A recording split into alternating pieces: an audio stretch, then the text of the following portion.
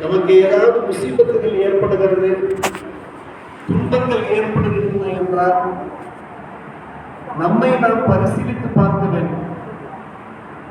நாம் ஏதாவது தப்பு செய்கிறோமா, பாவங்களில் ஈடுபடுகிறோமா, குற்ற செயல்களில் ஈடுபடுகிறோமா, யாருடைய மனங்களையாவது நாம் வேதனைப்படுத்தி விட்டோமா, சரியத்திற்கு முரண்பாடான செயல்களில் நாம் ஈடுபடுகிறோமா என்று நம்மை நாமே கேட்டுக்கொள்ள வேண்டும், பரிசீலித்துக் கொள்ள வேண்டும்.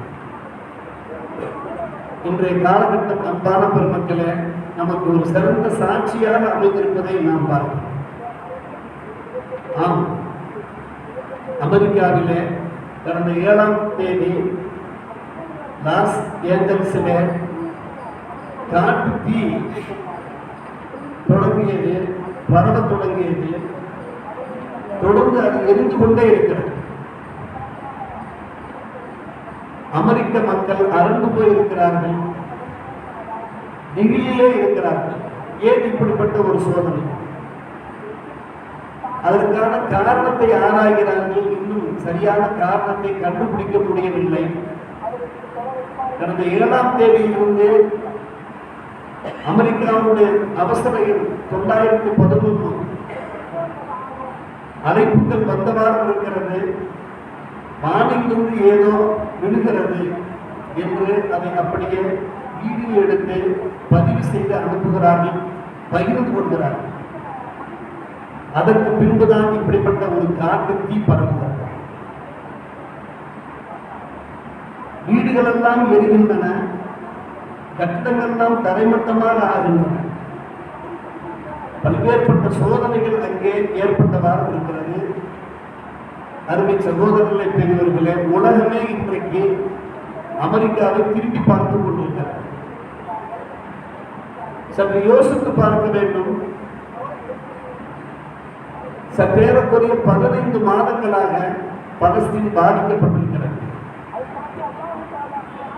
காசா என்று நம்மால் சொல்லப்படுகின்ற அந்த கஸா மிகப்பெரிய சோதனைக்கு உள்ளாகி இருக்கிறது. ரஃபா தீப்பிடித்து எரிந்தது பலஸ்தீனில் உள்ள ஒரு பகுதி. அப்போதெல்லாம் இந்த மக்கள் திரும்பி பார்க்கவில்லை, அதை கடந்து போய்விட்டார்கள், சாதாரணமாக எடுத்துக்கொண்டு விட்டார்கள். ஆனால் இன்றைக்கு அமெரிக்கா பற்றி எரிகிற போது அது பற்றி உலகம் பூராவும் பேசிக் கொண்டிருக்கிறார்கள். அருமை பெருமக்களே, பலஸ்தீனிலே அன்றைய காலகட்டத்திலே இந்த 15 மாதங்களுக்கு இடையிலே தினமும் 50 குழந்தையிலிருந்து 100 குழந்தைகள் ஷஹீதாக்கப்பட்டுக் கொண்டிருந்தார்கள், அல்லது அந்த குழந்தைகள் காணப்படவில்லை. இப்படிப்பட்ட ஒரு சூழல் ஏற்பட்டுக் கொண்டிருந்தது. அந்த தகவல்கள் நம்மை அடைகிற போதெல்லாம் நம்முடைய இதயங்கள் கடத்தன, வேதனைப்பட்டன, வெம்பி நின்றன. ஆனால் இன்றைக்கு நிலைமை அன்பான பெருமக்களே தலைகளாக மாறியிருக்கிறது. நல்ல செய்தியும் கிடைத்திருக்கிறது. பலஸ்தீன் போர் நிறுத்தம் துவங்க போகிற அந்த நல்ல செய்தியும் கிடைத்திருக்கிறது. அருமை சகோதரர்களே, லாஸ் ஏஞ்சல்ஸில காட்டுத்தீ பரவிய போது, எங்கும் புகை மண்டலமாக காணப்பட்ட போது, அங்கே இருக்கக்கூடிய ஒரு பள்ளிவாசல் மட்டும் பளிச்சென தெரிகிறது, பளபளப்பாக தெரிகிறது. எப்போதும் போல அங்கே ஜமாத் தொழுகை நடைபெற்றுக் கொண்டிருக்கிறது. அந்த இமாம், அவர் பேர் ஷேக் இமாம், பெருமிதத்தோடு குறிப்பிடுகிறார், நாங்கள் மிக நிம்மதியாக அல்லாஹ்வை வணங்கியவாறு இருக்கிறோம், தொழுதவாறு இருக்கிறோம் என்று மிகவும் மகிழ்ச்சியோடு சொல்லுகிறார். சற்று யோசித்து பார்க்க வேண்டும். எப்படிப்பட்ட சோதனை காலகட்டத்திலேயுமே வணக்க வழிபாடுகளை நாம் விட்டுவிடக்கூடாது. முஸ்லிம்களாக வாழ வேண்டும். என்றைக்கும் அல்லாஹ் ரசூலுக்கு கட்டுப்பட்டவர்களாக வாழ வேண்டும். தீர்ப்பளிக்கக்கூடியவன் அல்லாஹ்வாக இருக்கிறான். அலைஹிஸ்ஸலாஹு பி அஹ்கமில் ஹாக்கிமின் என்கிறார். தீர்ப்பளிக்கக்கூடியவர்களே மிக சிறந்த ஜட்ஜாக அல்லாஹ் இல்லையா என்று அல்லாஹ் கேட்கிறான். ஆம், அவனுடைய ஜட்ஜ்மெண்ட் என்றால் ஒரு நாளைக்கு எழுதப்பட்ட தீரும், பதிவு செய்யப்பட்ட தீரும், நடந்தே தீரும் என்பதற்கு உண்டான அந்த சாட்சியை நாம் இப்போது பார்த்துக் கொண்டிருக்கிறோம். பலஸ்தீனத்தில் இருக்கக்கூடிய அந்த ரஃபாவில் தான் அங்கே இருக்கக்கூடிய அந்த வீடுகள் எல்லாம் பற்றி இருந்தன. இன்றைக்கு நம்முடைய நினைவிலே அது நிழலாடுகின்றன. அன்பு சகோதரர்களே, பெரியவர்கள், நமக்கு ஒரு பாடம் கிடைக்கிறது. இந்த உலகத்திலே வாழ்கின்ற போது நாம் கவனமாக எச்சரிக்கையாக வாழ வேண்டியிருக்கிறது. எந்த நேரத்திலேயுமே அல்லாஹ்வுடைய கோபத்திற்கு நாம் ஆளாகிவிடக்கூடாது, அவருடைய சாபத்திற்கு நாம் ஆளாகிவிடக்கூடாது.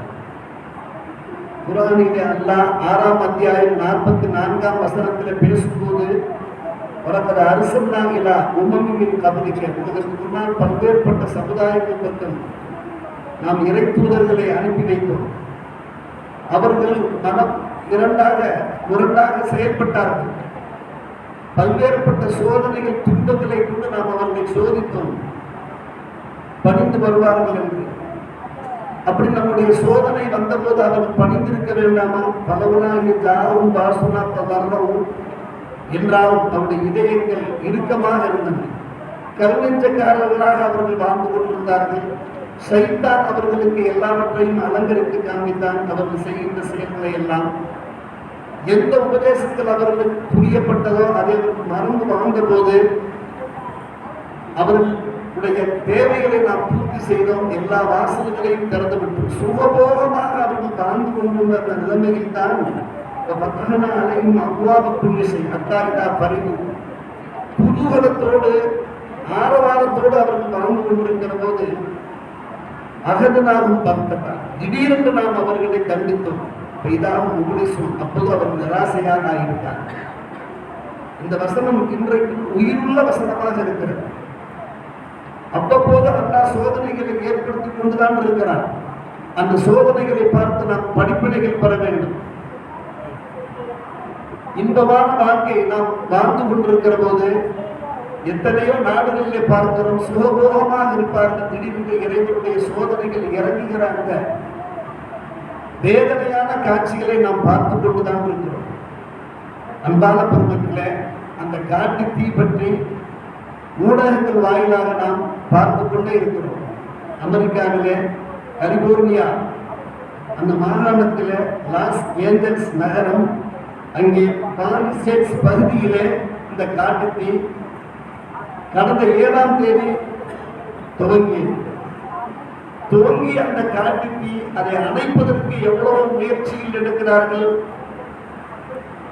தீயை அணைக்க முடியவில்லை. கட்டுக்கடங்காமல் பரவுகிறது. 1 கோடி பேருக்கு மேலே அங்கே வாழ்கிறார்கள், வசிக்கிறார்கள். எங்கெல்லாம் காட்டு தீ பரவுகிறதோ அங்கிருந்து கிட்டத்தட்ட 4 லட்சம் பேர் அங்கிருந்து வெளியேற்றப்படுகிறார்கள். பலர் உயிரிழக்கிறார்கள்.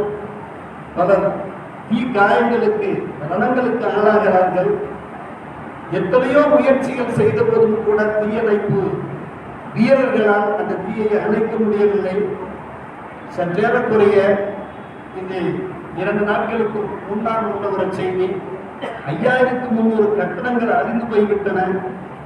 ஆனால் அதற்கான காரணத்தை அவர்களால் சரியாக கண்டுபிடிக்க முடியாமல் தவித்துக் கொண்டிருக்கிறார்கள், திணறிக் கொண்டிருக்கிறார்கள். இது இறைவனின் தண்டனையா அல்லது இயற்கை பேரிடரா என்கிற விவாதத்திலே ஈடுபட்டுக் கொண்டிருக்கிறார்கள் உலக மக்கள். இயற்கை பேரிடர் என்பது உலகமெல்லாம் நடைபெற்றுக் கொண்டிருக்கும். ஆனால் இறைவனின் தண்டனையா? ஒரு அரபிக் பாடகன் பேசுகிறான், தாங்கள் கேட்டிருப்பீர்கள். பலஸ்தீனத்திலிருந்து பேசுகிறான். இது ஒரு உதாரணம். எங்களுடைய காசாவிலே அமெரிக்கா, இஸ்ரேல் ஏவிவிட்ட அந்த ஏவுகணைகளுக்கு அல்லாஹ் தருகிற ஒரு பாடம். இது ஒரு சின்ன உதாரணம், இது ஒரு சாட்சி என்று அந்த பையன் பேசுகிறார். நாங்கள் பார்த்திருப்பீர்கள், அந்த சிறுவர்கள் தங்களுடைய மகிழ்ச்சியை வெளிப்படுத்துகிற அந்த கண்கொள்ளா காட்சி. நீண்ட நெடிய காலமாக அவருடைய முகங்களில் சிரிப்பை பார்க்க முடியவில்லை, புன்னகையை காண முடியவில்லை. இப்போதுதான் அவர்கள் கொஞ்சம் சிரிக்க ஆரம்பித்திருக்கிறார்கள். தக்பீர் சொல்லியவாறு, தக்பீர் தக்பீர் என்று சொல்லியவாறு அல்லாஹ் அக்பர் அல்லாஹ் அக்பர் அந்த சிறுவர்கள் தங்களுடைய அந்த மகிழ்ச்சியை வெளிப்படுத்துகிற அந்த காட்சியை தாங்கள் பார்த்திருக்கிறீர்கள். தீ பரவலுக்கு முன்னாலே அன்பான பெருமக்களை நாம் மிகவும் கவனமாக இருக்க வேண்டும். எந்த காலகட்டத்திலேயும் பெருமையோடு, ஆணவத்தோடு, அகங்காரத்தோடு, கர்வத்தோடு நாம் நடந்து கொள்ளக்கூடாது. மட்டுமல்ல, நம்முடைய பேச்சு கூட இருக்கக்கூடாது. நம்முடைய பேச்சு கூட அகங்காரமான பேச்சாக வெளிப்படக்கூடாது. தீ பரவலுக்கு 2 நாட்களுக்கு முன்னால் தான் அன்பான பெருமக்களே, நாளைய தினம் பொறுப்பேற்க போகிற அந்த டொனால்ட் ட்ரம்ப் அவர் கொக்கரிக்கிறார். 20/1/2025 நான் பொறுப்பேற்க போகிறேன். பொறுப்பேற்ற மாத்திரத்தில் காசாவில் இருந்து ஹமாஸ் படையினர் அவர்கள் இஸ்ரேலை அந்த கைதிகளை உடனடியாக விடுவிக்க வேண்டும். அப்படி விடுவிக்காவிட்டால் முழு வளைகுடா நாடுகளுக்கு பாடமாக காசா நரகமாக காட்சியளிக்கும் என்று கொக்கரிக்கிறார். இன்றைய பேப்பரில் கூட இந்த செய்தி வந்திருக்கிறது. அவருடைய அந்த வேகமான பேச்சு செய்தி வந்திருக்கிறது. தீ பரவலுக்கு கடந்த 7ஆம் தேதி தொடங்குகிறது என்றால் 5ஆம் தேதி இவருடைய அந்த அறிக்கை வெளியாகிறது. அருமை பெறுவதில்லை. எவ்வளவு பெரிய வேதனை பாருங்கள். ஆனால் முன்னாள் அதிபர் அவருக்கு முன்னால் வைத்து இப்போது ஒப்பந்தம் நடைபெற்றிருக்கிறது. கட்டாரிலே, தோஹாவிலே ஒப்பந்தம் நடைபெற்றிருக்கிறது. என்ன ஒப்பந்தம்? இஸ்ரேல் ஹமாஸ் ஒப்பந்தம். அந்த ஒப்பந்தத்தின் வாயிலாக போர் நிறுத்தம் ஏற்பாடாகிருக்கிறது. அந்த செய்தியும் கூட இன்றைக்கு பத்திரிகையில தெல்ல தெளிவாக வெளிவந்திருக்கிறது. காசா மக்களுடைய வாழ்க்கையில ஒரு மறுமலர்ச்சி ஏற்படக்கூடிய ஒரு ஒப்பந்தம் ஏற்பட்டிருக்கிறது. ஒரு மத்தியஸ்தம் ஏற்பட்டிருக்கிறது. உண்மையிலே அன்பான பெருமக்கள், இந்த மத்தியஸ்தம் மகிழ்ச்சிக்குரிய ஒரு மத்தியஸ்தம். காரணம், இந்த போர் துவங்கி 15 மாதங்கள் நாம் சொன்னோமே. கடந்த 2023ஆம் ஆண்டு அக்டோபர் மாதம் தொடங்கி அந்த போர் 15 மாதங்கள் ஆகிவிட்டன. இந்த ஒப்பந்தம் இன்ஷா அல்லாஹ் நாளை 19ஆம் தேதி 2025ஆம் தேதியிலிருந்து அது நடைமுறைக்கு வரும் என்று கத்தார் பிரதமர் எடுத்திருக்கிறார். ஷேக் முகமது பின் அப்துல் ரஹ்மான் அல்-தனி அவர் அறிக்கை விட்டிருக்கிறார். அன்பான பெருமக்களே, சண்டை நிறுத்தம். இதனிடையே ஜோ பைடன் அவர் நல்ல வார்த்தைகளை சொல்லியிருக்கிறார். கடந்த காலத்தில் அவர் எப்படி வேண்டுமானாலும் இருந்திருக்கலாம். அவர் சொல்கிற வார்த்தை, இந்த போர் ஒப்பந்தம் நிறுத்த ஒப்பந்தத்தின் மூலமாக பலஸ்தீன மக்களுக்கு தேவையான மனிதநேய உதவிகள் கிடைக்கும். அதே போன்று பிணைய கைதிகள் தங்களுடைய குடும்பத்தினரோடு அவர்கள் இணைத்து வைக்கப்படுவார்கள். பலஸ்தீன் மக்களுக்கு ஒரு மறுமலர்ச்சி கிடைக்கும் என்கின்ற ஒரு நல்ல தகவலை அன்பான பெருமக்களே, கடந்த கால பிரதமர், நாளை தினம் அவர் முன்னாள் பிரதமர் அமெரிக்க அதிபர் என்கிற பெயரை அவர் பெற்று விடுவார். அருமை சகோதரர்களே, ஹமாஸ் தலைவர் கலீல் அல்-ஹையா அவர் கூறுகிறார், இந்த இஸ்ரேல் பலஸ்தீனம் அந்த ஒப்பந்தத்தின் மூலமாக பலஸ்தீனத்தினுடைய மீண்டும் எழும் திறன் அதிகரிக்கும் என்று அவர் கூறுகிறார். மீண்டும் எழுவோம், அந்த திறன் அதிகரிக்கும் என்று அவர் கூறுகிறார். எவ்வளவு மகிழ்ச்சியாக இருக்கிறது, மகிழ்ச்சிகரமான செய்தி. கடந்த 15 ஆண்டுகள் பலஸ்தீனத்திலிருந்து வருகின்ற அந்த ஒவ்வொரு தகவலும் நம்முடைய இதயங்களை ரணமாக்க ஆக்கி கொண்டிருந்தது. நம்முடைய குடும்பத்தினர், நாம் பெற்ற பிள்ளைகள் பாதித்தால் என்ன ஒரு வேதனை ஏற்படுமோ அது போன்ற ஒரு வேதனை, சொல்லொன்னா வேதனை. அன்பான பெருமக்களே, அப்போது நம் மக்கள் அதை பகிர்ந்து கொண்டே இருந்தார்கள். மட்டுமல்ல, துவா கேட்டுக்கொண்டே இருந்தார்கள். உலக முஸ்லிம்கள் அனைவரும் துவா கேட்டதாக இருந்தார்கள். ஒவ்வொரு பள்ளிவாசல்லையுமே அல்லாஹும்ம சுபஹல் இஹ்வானனா அல் முஸ்லிமீன் அல் முஜாஹிதீன் ஃபி பலஸ்தீன் வ ஃபி கஸா வ ஃபி ரஃபா, அதற்கு பின் ஃபி ஷாம் வ ஃபி லபனான், இப்படி துஆ கேட்டுக்கொண்டே இருந்தார்கள். மக்களுக்கு ஒரு வெற்றி ஏற்பட்டிருந்தது, விரக்தி ஏற்பட்டது. இவ்வளவு துஆ கேட்கிறோமே, இன்னும் அந்த துஆ கபூலாக இல்லை என்று, துஆ கபூலாவதற்கு என்று அல்லாஹ் ஒரு நேரத்தை நிர்ணயித்திருப்பான். அந்த நேரம் நெருங்கி இருக்கிறது. அன்பான பெருமக்களே, பலஸ்தீன் மக்களிலே கிட்டத்தட்ட 46,000 சொச்சம் பேர் கொல்லப்பட்டார்கள் என்று சொல்வதை விட ஷஹீதாக்கப்பட்டிருந்தார். அவர்களில் பெருமளவுக்கு கொல்லப்படவில்லை. ஆரம்பத்திலே ஏற்பட்ட அந்த பலஸ்தீனுடைய அந்த தாக்குதலிலே 1200 பேர், அவர்களுடைய அறிக்கையின் பிரகாரம் 1700 பேர் கொல்லப்பட்டார்கள், அவ்வளவுதான். ஆனால் அதனுடைய விளைவுகள் நம்முடைய மக்கள் இவ்வளவு தூரம் ஷஹீதாக்கப்பட்டிருக்கிறார்கள். இந்த போர் நிறுத்த ஒப்பந்தத்திற்கு அன்பான பெருமக்களை கத்தாரும் எகிப்தும் துணை நின்றிருக்கிறார். அன்றிலிருந்தே கத்தார் பேருதவியாக இருந்து கொண்டிருந்தார்கள். இப்போது எகிப்தும் சேர்ந்து கொண்டார்கள். சேர்ந்து கொண்டுதான் இந்த மத்தியஸ்த ஏற்பாடு செய்திருக்கிறார்கள். அல்லாஹ் அவர்களுக்கு முழுமையான பாதுகாப்பை தந்தருவானார். யார் மத்தியஸ்தத்திற்கு துணை நிற்கிறார்களோ அவர்கள் நல்லவர்கள். அன்பான பெருமக்களே, நாமும் நம்முடைய குடும்பங்களில் ஏதாவது பிரச்சனையா, நம்முடைய சமுதாயத்தில் ஏதாவது பிரச்சனையா, நண்பர்களுக்கு மத்தியில ஏதாவது பிரச்சனையா, முதலில் நாம் செய்ய வேண்டிய வேலை மத்தியஸ்தம் தான். சமரச பேச்சில் நாம் ஈடுபட வேண்டும். அது மிகப்பெரிய நன்மையான ஒரு காரியம். அந்த அளப்பெரிய நன்மையை இன்றைக்கு கத்தார் மற்றும் எகிப்தும் பெற்றிருக்கிறார்கள் என்றால் அது மிக மகிழ்ச்சிக்குரிய ஒரு விஷயம் அல்லவா? குர்ஆனிலே அல்லாஹ் பேசுகிறான், பலர் தங்களுக்கு மத்தியிலே இரகசியமாக பேசிக் கொள்கிறார்கள், சம்பாஷணை செய்து கொள்கிறார்கள். அதில் எப்போது கயிறு இருக்கும் என்று கேட்டால், இல்லாமல் அமரவி சதக்கா, தங்களுக்கு மத்தியிலே பேசுகிறவர்கள் தான தர்மங்களை பற்றி பேசிக்கொள்ள வேண்டும், நல்ல விஷயங்களை பேசிக்கொள்ள வேண்டும். அது இஸ்லாமின் பைனன்னாஸ், மக்களுக்கு மத்தியிலே எப்படி சுமூகத்தை நல்லுறவை ஏற்படுத்துவது என்று பேச வேண்டும். நம்ம எவ்வாறு தானிக்க பற்றியதாக மறந்தாத்தில்லா, இறை பொருத்தத்தை தேடி யார் இவ்வாறு செயல்படுகிறாரோ அஜரம் அதிகமா, அவர்களுக்கு மகத்தான கூலியை நாம் வழங்குவோம் என்று அல்லாஹ் சொல்கிறான். அருமை பெருமக்கள், எனவேதான் இந்த ஒரு நல்ல முயற்சியிலே, தீவிர முயற்சியிலே தொடர்ந்து எகிப்தும் கத்தாரும் ஈடுபட்டுக் கொண்டிருந்த அந்த உழைப்பு இருக்கிறதே, அந்த உழைப்பை நாம் பாராட்ட வேண்டியிருக்கிறது. சுல்ஹு பற்றி குர்ஆனிலே நிறைய பேசப்பட்டிருக்கிறது. சுல்ஹு என்றால் சமாதானம் செய்வது, மக்களுக்கு மத்தியில சமரசத்தை ஏற்படுத்துவது, நல்லிணக்கத்தை ஏற்படுத்துவது, இதுதான் சுல்ஹு.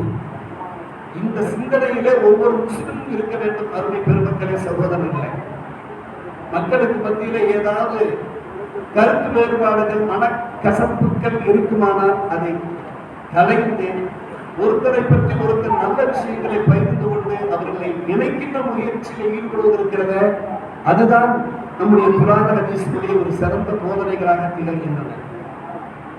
பெருமானார் ரசூலுல்லாஹி ஸல்லல்லாஹு அலைஹி வஸல்லம் எடுத்துரைத்திருக்கிறார்கள், அல்லாஹ் உக்பிருக்குபி அஃதல மின் தரகத் சியாமி வஸ்ஸலா, நோன்பு தொழுகை இதை விட ஒரு சிறந்த நன்மையை நாம் உங்களுக்கு எடுத்துரைக்கவா, இதன் மூலமாக கிடைக்கின்ற தரஜாக்களை விட அதிக தரஜாக்கள், அதிக படித்தரங்களை தருகின்ற ஒரு நல்ல அமலை எடுத்துரைக்கவா என்று சத்திய சஹாபியிடத்திலே கேட்டபோது சஹாபியில் ஆர்வத்தோடு யார சொன்னார், சொல்லுங்கள் என்று சொன்னார்கள்.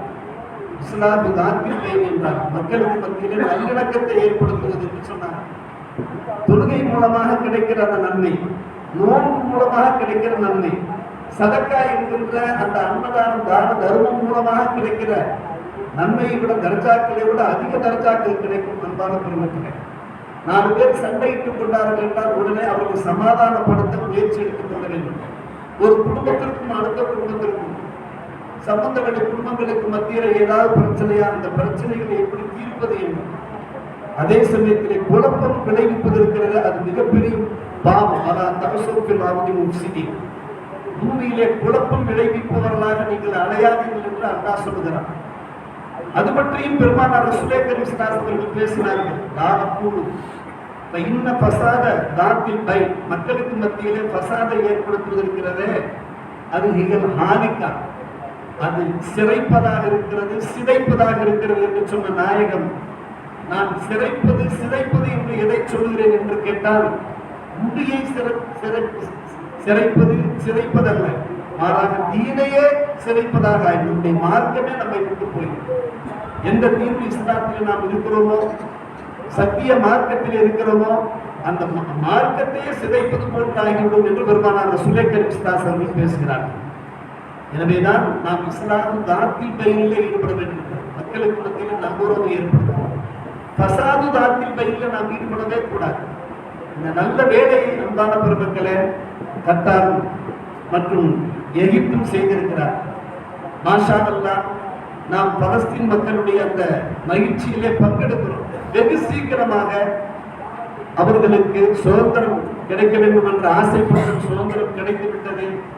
நல்ல ஒரு மறுமலர்ச்சி ஏற்பட வேண்டும். மக்கள் அவர்கள் நல்ல மக்கள், பூமியான மக்கள். அந்த பூமி இருக்கிறதே ஒரு அழகான பூமி, அருமையான பூமி, அல்லாஹ் ரசூலுக்கு பிடித்தமான ஒரு பூமி. அந்த பூமி முழுமையாக பாதுகாக்கப்பட வேண்டும். அந்த பிணைய கைதிகள் இருதரப்பில் இருந்தும் விடுதலை செய்யப்பட வேண்டும். இருதரப்பில் இருந்தும் விடுதலை போர் ஒப்பந்தம் அப்படித்தான் நிறைவேறி இருக்கிறது. சண்டை நிறுத்தம் மட்டுமல்ல, பிணைய கைதிகளை விடுவிப்பது, இருதரப்பில் இருந்து விடுவித்து ஒரு நல்லிணக்கம் ஏற்பட வேண்டும். அதன் மூலமாக அந்த முஸ்லிம்களுக்கு நல்ல ஒரு தீர்வுகள் கிடைக்க வேண்டும் என்று நாம் தொடர்ந்து துவா செய்து கொண்டே இருப்போம். இந்த போர் ஒப்பந்த நிறுத்தம் அன்பான பெருமக்களே எதனால் ஏற்பட்டது என்பதற்கான காரணங்களை எல்லாம் இப்போது நாம் பேச வேண்டிய அவசியம் இல்லை. சில பேர் வலைதளங்களிலே குறிப்பிடுகிறார்கள், பலஸ்தீன் மக்களுக்கு ஏற்பட்ட அந்த பாதிப்பின் விளைவாகத்தான் அங்கே லாஸ் ஏஞ்சல்ஸிலே இது போன்ற காட்டுத்தீ பரவி இருக்கிறது என்று நாம் அந்த காரணத்தை நாம் தேடி அலைய வேண்டிய அவசியம் இல்லை. இன்திகாம், அல்லாஹ் பழி வாங்கி கொண்டிருக்கிறான் என்று எல்லாவற்றுக்கும் மேலாக எல்லா இடங்களிலுமே அப்பாவி மக்கள் இருக்கிறார், நல்ல மக்கள் இருக்கிறார். நல்ல மக்கள் பாதிக்கப்படவே கூடாது. யாரும் பாதிப்பதை நம்முடைய இஸ்லாம் விரும்பவே இல்லை. நம்முடைய பலஸ்தீன் மக்கள் பாதிக்கப்பட்டார்கள், துன்பப்பட்டார்கள். எனவே அதன் காரணமாக அவர்கள் துன்பமடைய வேண்டும், துன்பப்பட வேண்டும். அதனுடைய விளைவுதான் என்பதை எல்லாம் நாம் யோசித்துக் கொண்டிருக்காமல் நம்மை நாம் பரிசீலிக்க வேண்டும். அவ்வளவுதான். ஒரு மனிதன் தப்பு செய்தான் என்றால், குற்ற செயலில் ஈடுபட்டான் என்றால், அல்லாஹ் ரப்புல் ஆலமீன் அதை நிதர்சனமாக காண்பித்து விடுவான், கண்கூடாக காண்பித்து விடுவான். நாம் நம்முடைய வாழ்க்கையிலே அல்லாஹ்வை பயந்து வாழ வேண்டும், அல்லாஹ்வை பயந்து வாழ வேண்டும். இன்றைக்கு பாடம் படித்திருக்கிறார்கள், நிறைய பாடம் படித்திருக்கிறார்கள். அதே போல் நாமும் பாடம் படிக்க வேண்டும் என்பதுதான் இன்றைய இந்த சம்பவங்களுடைய ஒரு சாட்சியாக இருக்கிறது. வல்ல அல்லாஹ் பலஸ்தீன் மக்களுக்கும் அனைத்து இஸ்லாமிய மக்களுக்கும் முழுமையான பாதுகாப்பை உறுதி செய்வானாக. எல்லோரும் எல்லா நலவளம் பெற்று வாழ்வான் வாழ வழிவகை செய்வானாக என்கிற துவாக்களோடு நாம் நிறைவு செய்கிறோம்.